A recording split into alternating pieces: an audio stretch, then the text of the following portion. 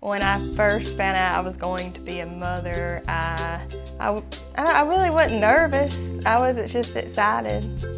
Then I found out I was having twins. I was really nervous. As far as changing my life, I knew it was going to be a change, but I don't think I was prepared for how much. I don't know if anybody is.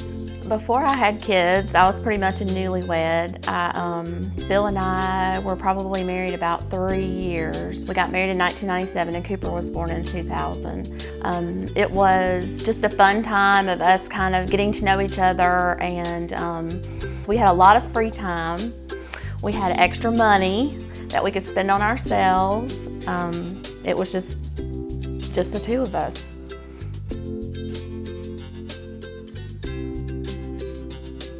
I feel like it would have been really different. I wouldn't have been able to go straight to college and live in the dorm like I did and have the same experience, or to go out and meet my husband and us choose each other, and I would have to explain to him, oh, well, I have a 7 or 8 year old child at home, or, you know, I would have never met him.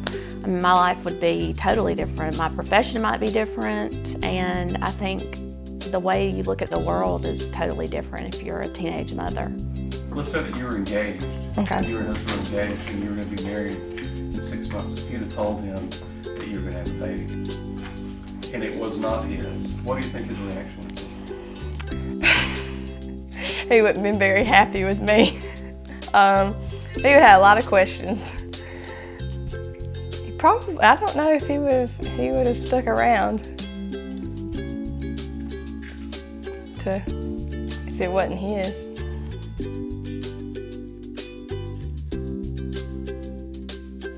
It feels really good and freeing to be the mother of grown children. We had our first child, Ethan, and then 4.5 years later we had twins, Wheeler and Madeline, and those were hard years. They were hard.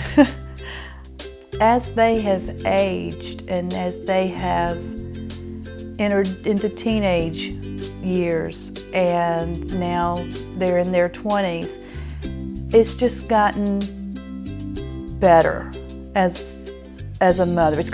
For me, it's gotten easier to be a mother, and not just the fact that they're less work, but they're easier for me to relate to. They're easier for me to talk to. They're easier to understand. After a few hours, I finally got to see him, and I was really nervous about how I would feel, but I was excited, and I knew the moment I saw him that I loved him, and that, you know, life was going to change, but it was a good thing. My mom was, I don't even know how to say it, she was just a giver. She loved children, and there were always children around our house. The neighborhood kids stayed at our house. I had 2 sisters growing up. All her cousins would always stay there. She was just an awesome mom. I had a great childhood, and I think that really, and she was a teacher too, and she kind of mothered all her students. And I saw that and I thought, wow, that would be an awesome thing to have a career you love, working, and also, you know, have kids that you love that much and put all that energy into.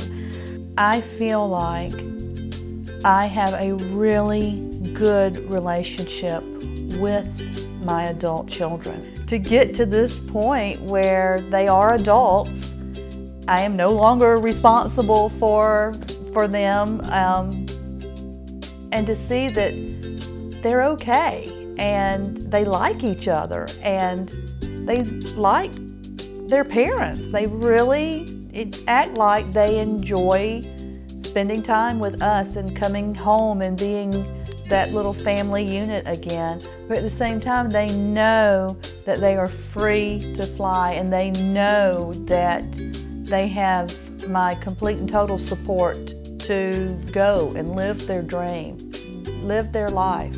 Oh, now I feel like some days that they may not make it to kindergarten. But yeah, they're fun.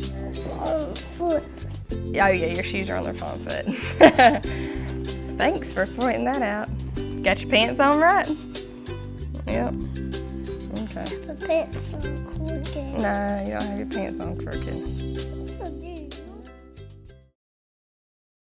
On a Monday morning, I got the call that my son Chad had been in some type of accident. So we rushed to Atlanta to find out that he had had massive head trauma. The doctor said that they were going to do this test on him to see if he was brain dead, and it came back that he in fact was. That next day, he was pronounced dead. It was a hurt that I can't really explain. 2 months later, after this had happened, that I finally decided that I could go to Walmart by myself without breaking down. And on my way home, God showed me that no matter who I talked to, no matter how much money I had, how much begging, how much pleading or bargaining, that He was the only one that could help me through, that could make me whole again. I've thought about that, and I just can't imagine, though, watching your son being crucified and beaten, and I couldn't imagine that, watching the pain that he went through for us. But I think she probably did have a lot of the same emotions that I have, but I hate to compare myself to that by any means, but yeah, I'm sure she did. And the angel said unto her, Fear not, Mary, for thou hast found favor with God. And behold, thou shalt conceive in thy womb, and bring forth a son, and shall call him Jesus. And so it was that while they were there, the days were accomplished that she should be delivered. And she brought forth her firstborn son, and wrapped him in swaddling clothes, and laid him in a manger, because there was no room for them in the inn. And Mary said, Behold, the handmaid of the Lord. Be it unto me according to thy word. I have kind of tried to make this my motto, and it's hard. It's really hard, but I just really like that. May it behold the handmaiden of the Lord. May it be to me as you've said. Now there stood by the cross of Jesus his mother, and his mother's sister Mary, the wife of Cleophas, and Mary Magdalene. When Jesus therefore saw his mother, and the disciples standing by, whom he loved, he said unto his mother, Woman, behold thy son.